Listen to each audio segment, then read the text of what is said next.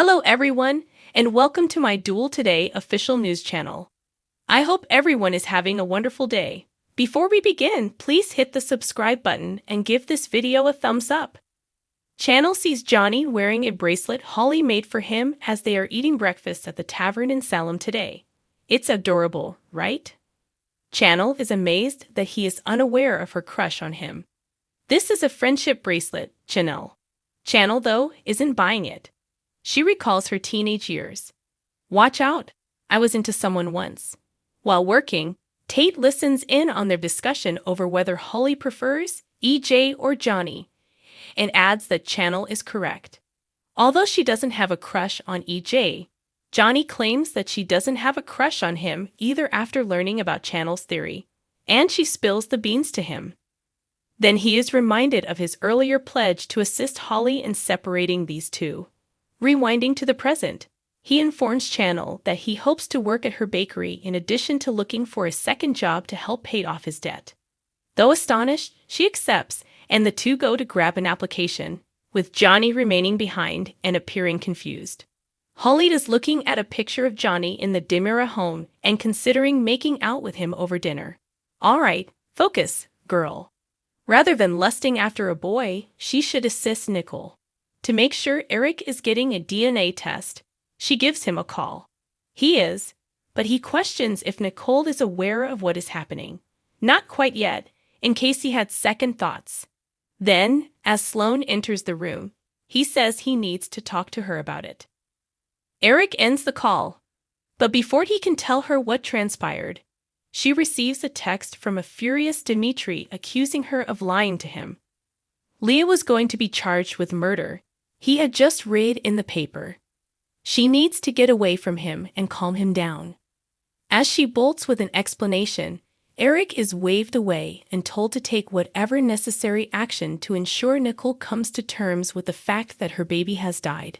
EJ bids Leo farewell in the front hall before heading off to jail for the murder of their child.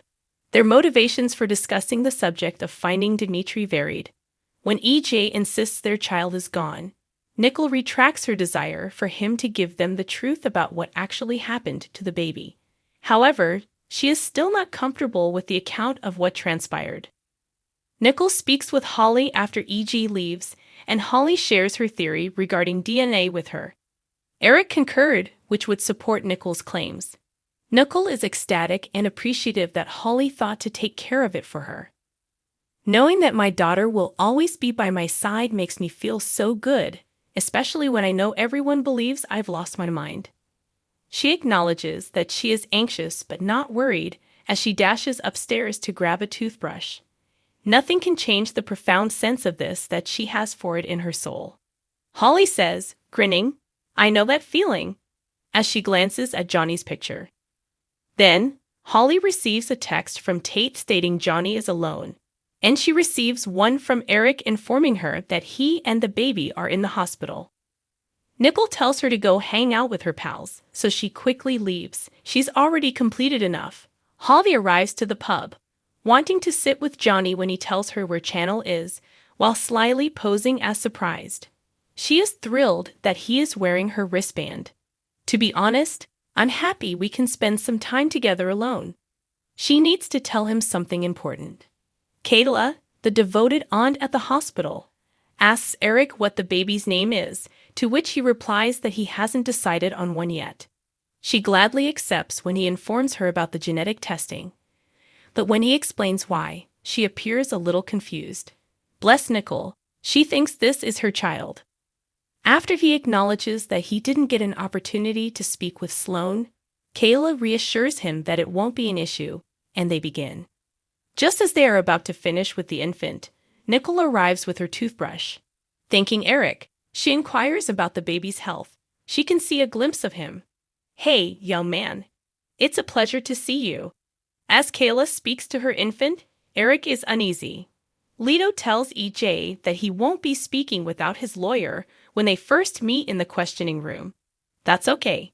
EJ will enjoy having the book thrown at him for killing his son.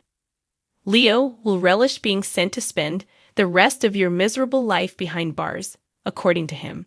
Leo said Sloan had assured him he wasn't responsible, but EG shot him down, labeling Sloan's justifications as flimsy. Leo has to shoulder all of the responsibility alone without Dimitri. When Leo tells him that's unfair, EJ gets mad and yells at him for killing his son. In the end, Leo's good efforts are insignificant because his son has passed away. Then Leo adds that EJ is not doing this correctly. In the court of public opinion, he is innocent because of the spectator. That's not a real court, are you aware of that?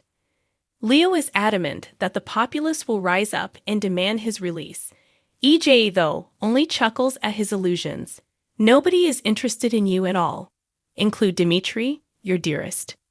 When Sloan gets to Dimitri's, she is furious and tells him that she did everything she could to persuade EJ to drop the charges.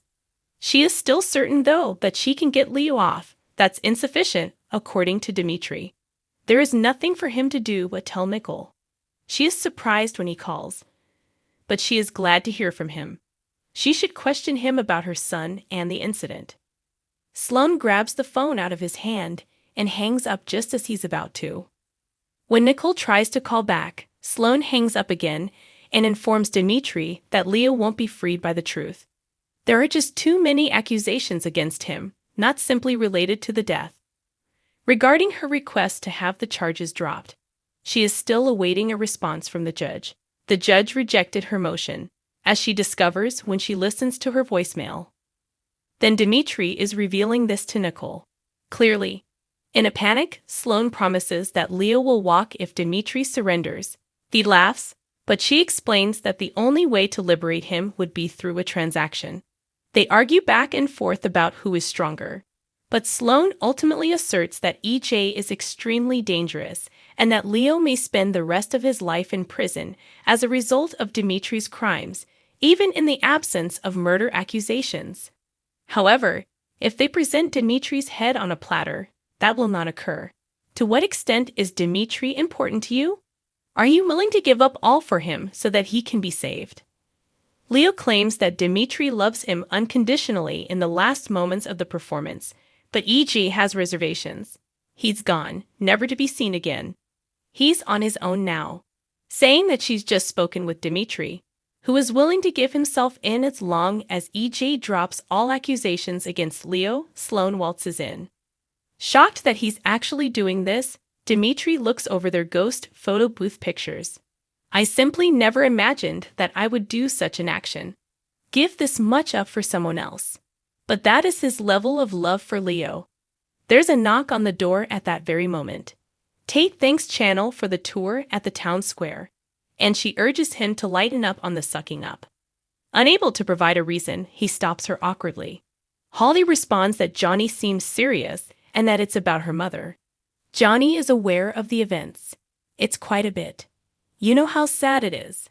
After that, Holly shares with Johnny her DNA test strategy. Nicole queries what will happen next and how long it will take at the hospital. In less than an hour, hopefully, Eric and Nicole can even wait in the same spot. Nicole is overjoyed to obtain proof that Eric is indeed her baby's father. Thanks for watching. If you like this video, so please don't forget to subscribe my channel and don't miss any updates.